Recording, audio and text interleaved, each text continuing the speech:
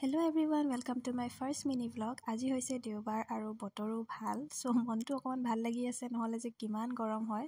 ৰাতিপুৱাতে অলপ video shoot এটা কৰিলো ইনষ্টাৰ কাৰণে আৰু এফালে মইও অলপ খাই ললো যেহেতু মোৰ আৰ্ট স্কুল যাবলৈ থাকে। বাকি দিনকিটাতো কলেজে থাকে, অকল সানডে দিনটো পাওঁ, হেতু মই আৰ্ট স্কুলত কটাই দিয়া হয় আৰু আৰ্ট স্কুলত কিবা এটা ভাল লাগে সৰু ল'ৰা-ছোৱালীবোৰ লগত সময় কটাই। এফালে মই পাই গলোহি আৰু এফালে ইয়া আহিছে ঢোলেমন, তাই সদায় এক্সাইটেডলি মোক কিবা নহয় কিবা দেখাই থাকে। এইকেইটা হেনো তাই নতুনকৈ কিনিছে, সেইকাৰণে বহুত হেঁপাহত তাই মোক দেখাবলৈ আহিছে।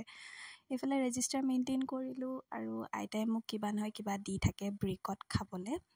এয়া হৈছে মোৰ ষ্টুডেণ্ট নামনিং আৰু এয়া তন্ময়। এহেঁতি সৰু যদিও বহুত ধুনীয়া ধুনীয়া আৰ্ট কৰিবলৈ চেষ্টা কৰে। এইখিনি ডাঙৰ ষ্টুডেণ্ট।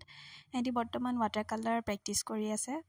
যোৱা সময়ত আইতাই কলডিল এটা দিলে, তাকে এতিয়া কিনো বনাম ঘৰত চাবগৈ লাগিব। অলপ হাঁহ মাংস আছে বুলি মায়ে কৈছে, সেইকাৰণে ডিচাইড কৰিলোঁ দুবিধ হাঁহ মাংস বনাম। এবিধ হৈছে কলডিলৰ সৈতে আৰু এবিধ কোমোৰাৰ সৈতে, যিহেতু দুটাৰ ফেভৰেট হয়।